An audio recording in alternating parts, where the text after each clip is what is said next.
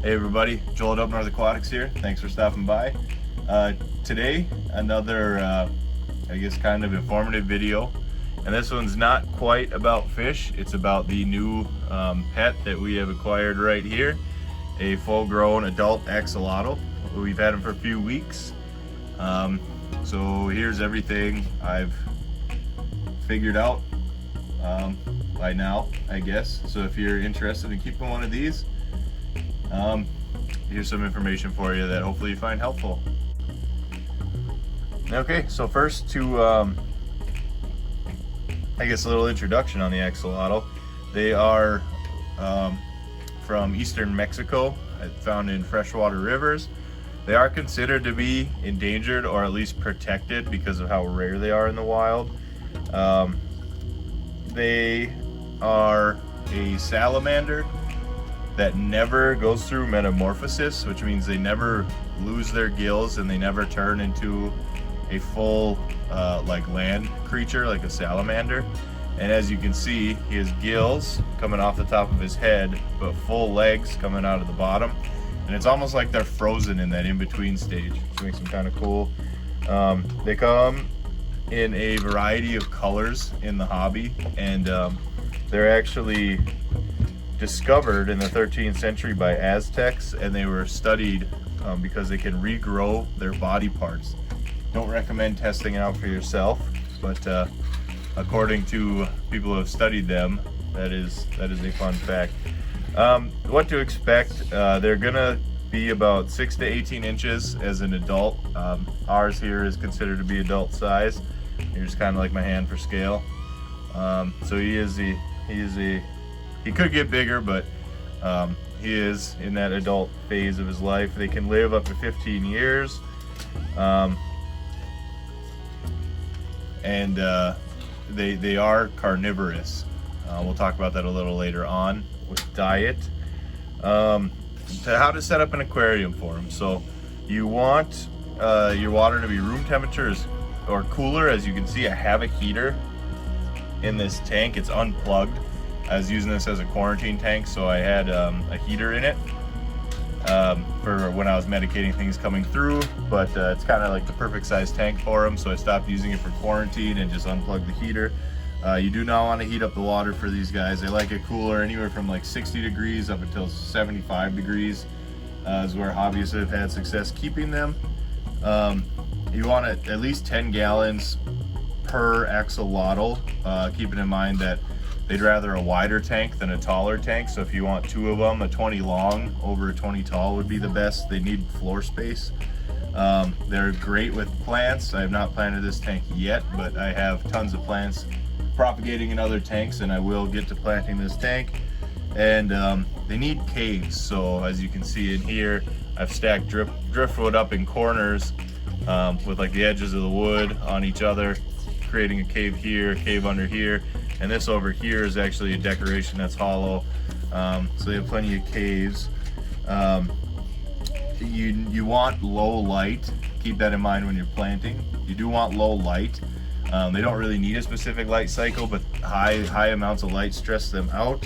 And you want a strong filter because they create a lot of waste, but you also want light flow because they like to be able to do what this guy's doing right now, you know, kind of sit and relax. During the day, they don't need a strong filter pushing them around. So for filtration, this big black thing over here it's an oversized sponge filter rated for, you know, a larger volume of water than what it's in. But since it's this air-powered filter, it doesn't create a whole lot of flow, but it still has that surface area for enough bacteria to keep his water clean, which brings me right into how to care for them. They are super sensitive to parameters, so you want to change 20 to 30% of the water probably every week. There's some maintenance involved there. Things like detritus, like mulm, like this brown stuff on the ground back here, you want to gravel vac that out, you know, once a week, just so it's not adding to any issues in the tank. Tank parameters, they are, like I said earlier, carnivorous, so you want to feed things like bloodworms, shrimp, white worms, earthworms, daphnia, And this guy actually really likes the high protein carnivore pellets, and a lot of people have them on pellets, but make sure they're like a very, very high protein pellet and not like a high vegetable matter. For example, you wouldn't feed them food that you would feed Mbuna African cichlids because they want that vegetable matter. You wouldn't feed them goldfish food. You'd feed them like food that you would feed an Oscar or a South American cichlid that is more carnivorous, or a gar, or something like that. And you definitely want to keep the uneaten food after 5 minutes or so. You want to take that out because that will kind of contribute to the parameter issues. Babies, you want to feed at least twice a day, but once they hit this adult size, they can get away with eating every 3 days. But the important thing to watch for is that their body stays as wide as their head. This guy here, he's got his body is the exact shape of his head. I know this is hard to see, camera's on a tripod, but if his body gets skinnier than his head, you know they're not eating enough. Here's some common problems to look for if you decide to keep this this animal. Stress, obviously, with the high light, could also come from improper tank mates. I wouldn't really put these guys with anything other than other axolotls, although I'm having great luck with snails. And he quarantined in a different tank with a bunch of mystery snails. They do fine together, but I mean, shrimp he'll eat. Fish, he'll either probably try to eat them, or axolotls in general will probably try to eat the fish, or the fish will pick at them and stress them out because axolotls are slow. So that some things to look for stress, aggressive tank mates, foul water, which we discussed with the parameters and the maintenance you need to do, injury. These guys are very active at night. You might want to check them out in the morning, make sure they're not scratched or bumped. They didn't hurt themselves on anything while moving around in the dark, and they didn't attack each other. If you have more than one, well, the lights are off, because that's when they're going to be doing stuff like that.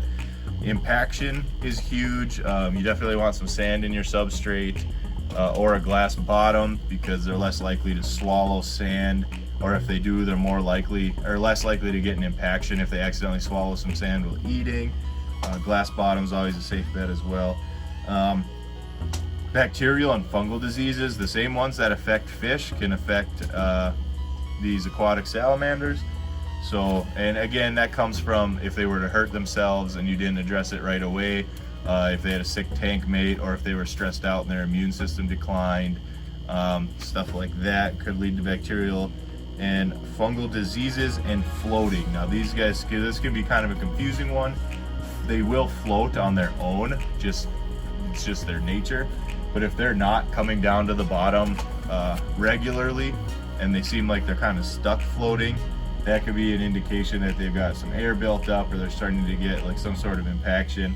Something's not right if they're always at the surface. If they go to the surface here and there, or hang out there for a while and then move around, it's not a problem. But if they're always at the surface, something needs to be addressed.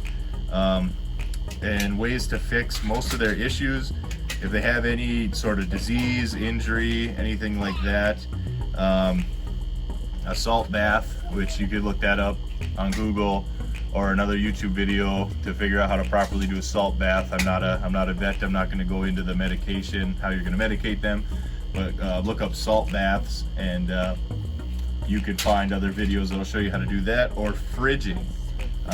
If you fridge the axolotl, it will help, and I'll explain that. You put them in a little cup of their tank water in your refrigerator overnight, even for up to a few days. It'll actually slow down their metabolism, and that'll cause them to release things inside their stomach. So if they're impacted, or if they're bloated, or if they're floating, and they obviously have something stuck and wrong in their digestive tract, soaking them in water in the fridge for a few days has fixed this issue for people that are keeping axolotls. The last thing I'm going to touch on a little bit is breeding. I'm not going to do it.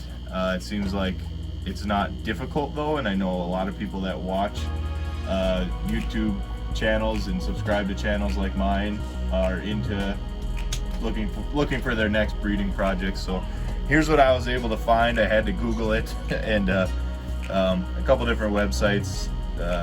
amphibian related websites that seemed reliable all said the same thing. So you want a tank with a lot of plants and a lot of slate. You want the axolotls to be at least 18 months old, and then you put a male and a female in there. You can sex them by checking behind their legs. If you Google that, you'll find a picture of what you're looking for.